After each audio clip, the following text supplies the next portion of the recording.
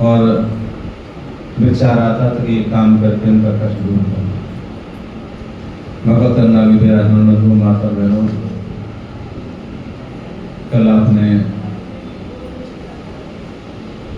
भगवान की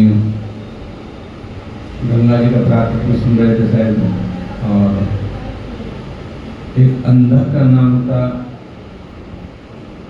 जो भगवान के आंसुओं से पसीने से उत्पन्न हुआ था, उसकी कथा भी आपने सुनी। ये भगवान जो लीला करते थे उनमें कोई ना कोई रहस्य होता था।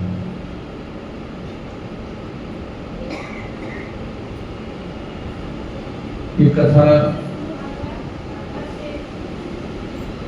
ब्रह्मा जी महाराज स्वयं नारद आदि ऋषियों को सुना रहे थे। इसी कथा को भगवान शंकर ने भी पार्वती को सुनाया था, और उसके बाद में ये कथा सूत जी महाराज ने 88 ऋषियों को नेम सांकेत में सुनाया। प्रश्न यहाँ पर यह आता है कि नेम सांकेत में ये कथा क्यों प्रारंभ हुई थी? तीर्थ तो बहुत हैं, जगह बहुत हैं, परंतु ऋषियों ने नेम सांकेत क्यों चुना?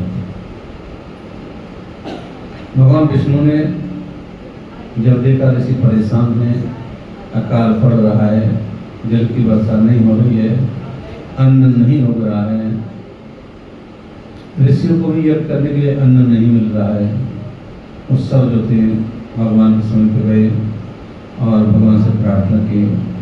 भगवान ने अपने सुदर्शन चक्र को भेजा, और जहाँ जा करके वो सुदर्शन चक्र गिरा था, जहाँ पर उसकी नेमी लगी थी, उसी क्षेत्र को नेमी सारण क्षेत्र कहा जाता है। नेमी कहते हैं सुदर्शन चक्र की पर्दे जिसको होती है उसको नेमी कहा जाता है। वहाँ पर गिरी थी तो उसी को नेमी सारण क्षेत्र कहा जाता है। वहाँ जाकर के विष्णु ने यज्ञ किया था, और यज्ञ में जो देवताओं को प्रसन्न करने के लिए किया गया था, और उसी समय वहाँ पर सूती माँ जब पधारे तो उनसे प्रश्न किए थे, और वही यहाँ पर कथा शिव पुराण कथा के नाम से विख्यात है। भगवान की कथा सुनने से प्राणी के कष्ट दूर होते हैं। भगवान की कथा निरंतर सुननी चाहिए, क्योंकि उससे मन निर्मल हो जाता है। एक समय एक राजा था, नगर था, नगर में सभी बड़े प्रसन्न थे, और उस नगर में किसी प्रकार के कोई कष्ट किसी को नहीं। उस नगर में दरवाजे खुले रहते थे, कहीं कोई ताले नहीं थे, सब लोग बड़े प्रसन्न थे और अपने अपने काम में सब मस्त रहते थे। काफी समय इस तरह भगवान का निकलता हुआ चला गया। एक दिन एक चोर था उस नगर में आ गया, और देख के बड़ा प्रसन्न हुआ कि यहाँ तो ताले नहीं लगते हैं, कोई कुंडी नहीं लगती है, पूरे घर खुले पड़ जाते हैं, मेरा काम अच्छा चलेगा। उसने क्या काम किया, उस नगर में चोरी करना प्रारंभ कर दिया। 2-4 दिन जब चोरी की, राजा के पास समाचार जाने लगा। सैनिक बताते हैं, कहते हमारे इस नगर में चोरी होने लगी है। राजा परेशान होने लगा, सैनिकों को बुलाया और कहा, भाई देखिए चोरी नहीं होनी चाहिए, अगर चोर मिल जाता है तो तुरंत ऐसा दंड दीजिए कि वो फिर कभी चोरी करने का साहस न करे। ये जो समाचार था उस चोर को पता लगा, अगर मैं पकड़ा गया तो हो सकता मुझे मृत्यु दंड मिले। उसने क्या काम किया, 8-10 दिन चोरी नहीं की। सब लोग बड़े खुश थे कि अब तो चोरी बंद हो गई, फिर उसी तरह रहने लगे। और चोर का काम तो वही था, मेरा काम तो चोरी करना ही है, मैं तो चोरी करूंगा नहीं। उसने क्या कहा, मैं चोरी करना प्रारंभ किया।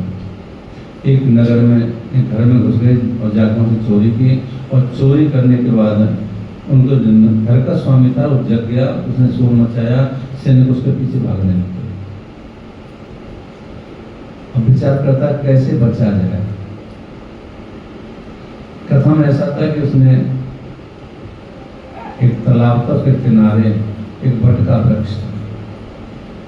उस बट के वृक्ष नीचे गया और उस बट पर बहुत से कबूतर रहते थे ना, तो कबूतरों को जो बीट होती है ना, उसको लिया, टीका लगाया, हाथ में ऐसे करके लगा लिया, ऐसे लगाया, और जो कपड़े थे ना उसको उतार करके नदी में फेंक दिया।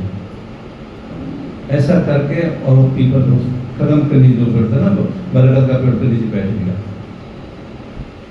अब सैनिक पीछे पीछे आज दौड़ते हुए देखा ही तो ऐसा लग रहा है जिसको संत है, टीका टूका सब लगे हुए हैं, भजन कर रहा है, आंख बंद कर रखी है, परंतु हो सकता है ये चोर भी हो। भाई इस तरह से कुछ कह नहीं सकते, जब तक सबूत न मिले तो जो सैनिक थे छुप गए। चोर भी बड़ा पक्का था, यहीं छुपे होंगे, कहीं ना कहीं देख रहे होंगे, और जैसे मैंने कोई एक्शन किया तुरंत आग में पकड़ लेंगे, इसलिए वहीं बैठा रहा, न खाना न पीना, आंख बंद कर बैठा हुआ है। दूसरा दिन हुआ, नदी में स्नान किया, फिर आकर पेड़ के नीचे टीका टूका लगा फिर बैठ गया। इस समाचार जो था ना, धीरे धीरे क्या हुआ, उस नगर में पहुंच गया। बहुत बड़े संत हैं, भगवान का भजन करते हैं और खाने पीने को कोई चिंता नहीं है। जो सुना नगर वासियों ने तो कुछ माताएं थी ना, उनके लिए भोजन लेके चली गई। अब भोजन का है, अब नेत्र बंद कर बैठा है, करना धरना कुछ था नहीं। सैनिक कहने लगे भाई लगता तो नहीं चोर है, क्योंकि अगर चोर होता तो ये अब तक चला गया।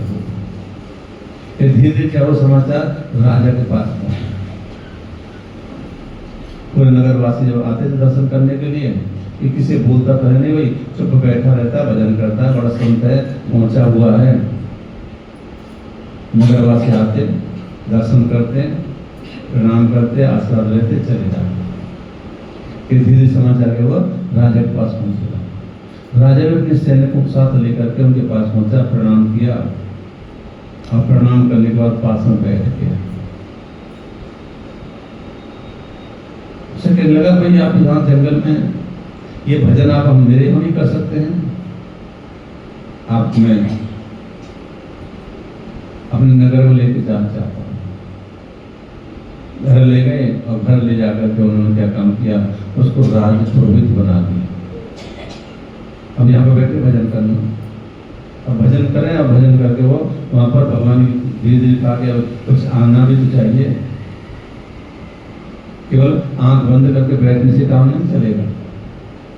तो वहाँ पर कुछ किताब रखी होती धार्मिक, उनको लेके पढ़ने लगा। उनको पढ़ता था और पढ़ते पढ़ते क्या उसको थोड़ा ज्ञान होने लगा। जो खाना मिलता था, किसी बात की परेशानी नहीं, और उसको ज्ञान होने लगा। उन किताबों को पढ़ना प्रारंभ कर दिया, और किताब पढ़ते पढ़ते, सुनते सुनते, किताबों को पढ़ते पढ़ते इतना ज्ञानी हो गया कि उसने चोरी करना तो क्या, अब सब कुछ छोड़ दिया, संत बन गया।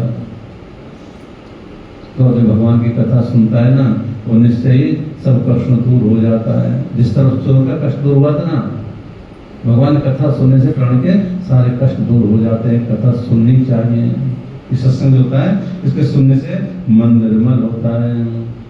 तुलसी या संसार में सबसे मिलिए धाय, ना जाने किस भेष में नारायण मिल जाए।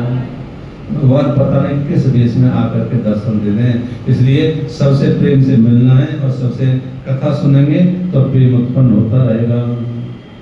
मुझे सांची दरबार की लिख कर भजन सुनाएंगे, फिर आप कथा करते हैं। आज भगवान में से लग रहा है सामन साहब